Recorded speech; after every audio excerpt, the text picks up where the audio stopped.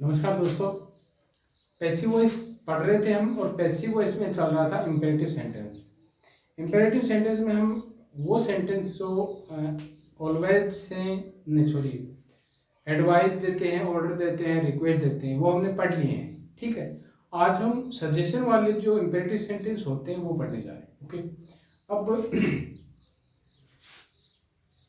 मैंने आपको modal verb पढ़ाते वक्त एक मॉडल वर्ब पढ़ाया था शुड।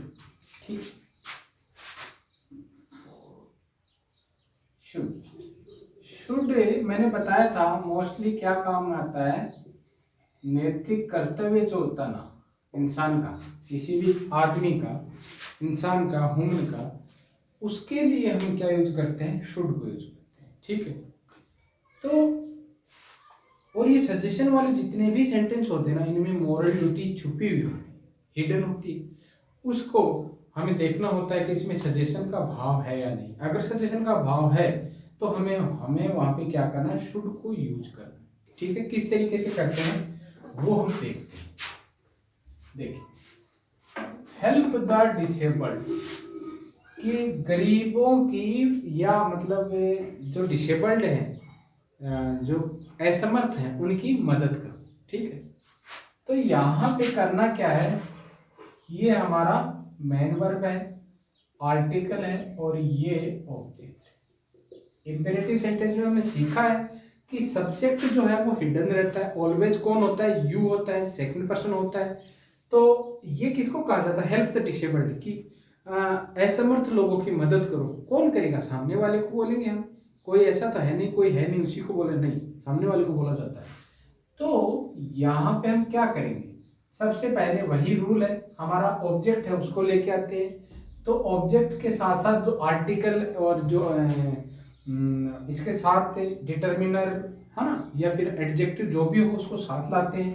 तो द को यहाँ पे साथ लाएंगे, द डिसेबल्ड। ठीक, अब हम क्या करेंगे, शुड और बी का यूज करेंगे। मैं बताता हूँ शुड के साथ बी का यूज क्यों करेंगे। Should be help. ठीक, देखिए, इसको जब पार्टों के सेट में डिवाइड करते हैं तो ये आर्टिकल है, सब्जेक्ट है, मॉडल वर्ब है, और बी जो मॉडल वर्ब को चाहिए, वर्ब की फर्स्ट फॉर्म, वही तो है ये बी। ठीक है, यानी ये मॉडल वर्ब जो है ना अपने साथ हमेशा वर्ब की फर्स्ट फॉर्म लेता है। चाहे आप टेंस पढ़ें, चाहे आप मॉडल वर्ब पढ़ें, चाहे आप पैसिव वॉइस पढ़ें, चाहे आप डायरेक्ट इनडायरेक्ट पढ़ें, कुछ भी पढ़ें, चाहे आप कोई भी ट्रांसफॉर्मेशन पढ़ लें, मॉडल वर्ब अपने साथ हमेशा वर्ब की फर्स्ट फॉर्म लेगा ही लेगा, ये मस्ट है। अब ये वर्ब की फर्स्ट फॉर्म आ गई, यहाँ पे वर्ब की थर्ड फॉर्म आ गई जो कि ये थी हेल्प। इसको हमने हेल्प्ड कर दिया, इसीलिए शुड के साथ बी आया है। तो याद रखें, मॉडल वर्ब के साथ हमेशा वर्ब की फर्स्ट फॉर्म को यूज किया जाता है। तो हमने क्या बना दिया था, the disabled should be help, यानी असमर्थ जो है ना वो उनकी हमेशा मदद की जानी चाहिए। इसका ऐसा सेंस हो गया। अगले वाला, लिसन टू मी, मुझे सुनो। तो I should be listened to. ठीक है, यहाँ पे हमने क्या किया है, मैं आपको छोटा सी इसकी हिडन बातें हैं वो बता देता हूँ, क्योंकि इसमें थोड़ी सी दिक्कत हो जाती है। लिसन तो आ गया, इसको वर्ब बोलते हैं, हमने पहचान लिया, लेकिन यहाँ पे टू प्रीपोजिशन है और यहाँ पे ऑब्जेक्ट है। अब इसी ऑब्जेक्ट को हमें सब्जेक्ट बनाना होगा, क्यों, क्योंकि हमें ऑब्जेक्ट नहीं मिला है।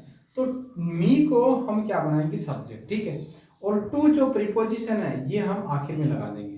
देखिए, ये पैसिव वॉइस वगैरह जो होते हैं ना, इनमें यही डिफिकल्टी होती है कि कभी हम ये भी बोलते हैं कि ऑब्जेक्ट जो नहीं होता है जिस वर्ब के पास, उसका ट्रांसफॉर्मेशन नहीं कर सकते हैं। लेकिन यहाँ देखो, इंपेरेटिव सेंटेंस चल रहा है और इंपेरेटिव सेंटेंस में ऑब्जेक्ट भी नहीं है वर्ब के पास, फिर भी हमने प्रीपोजिशन के ऑब्जेक्ट को सब्जेक्ट बना दिया, ऐसा भी होता है। ठीक है, और इंपेरेटिव सेंटेंस में ज़्यादातर होता है।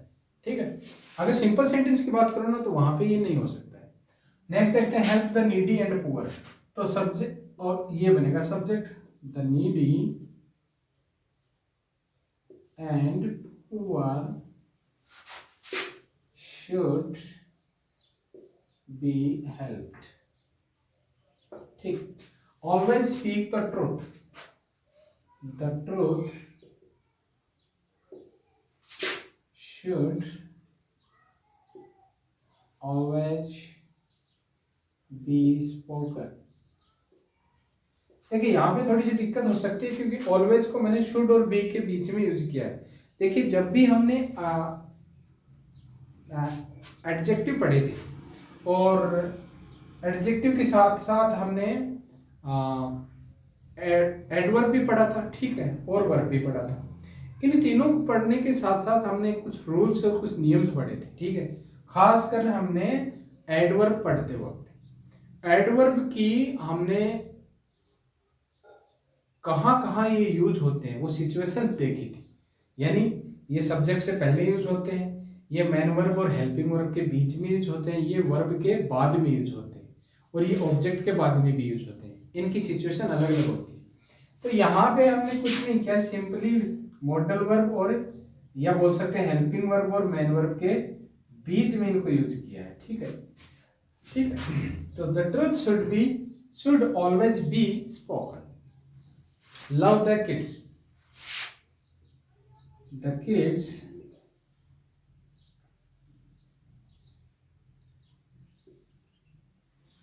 should be loved.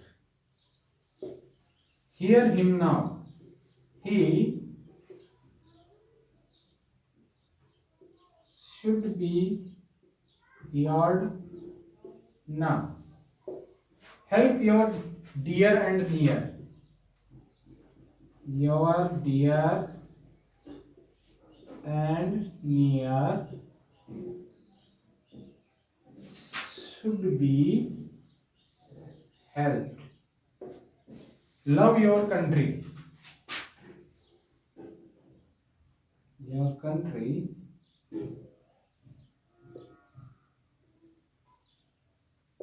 should be loved. इस तरीके से इंपेरेटिव सेंटेंस बनते हैं, ठीक है। तो याद क्या रखना है, सबसे पहले ऑर्डर वाला पढ़ा था हमने। ऑर्डर वाले में हमने लेट्स हैं, लेट और बी को यूज करना है, ठीक है। रिक्वेस्ट वाले में यू आर रिक्वेस्टेड, और यहाँ पे याद रखें यू आर ऑर्डर्ड भी किया था हमने।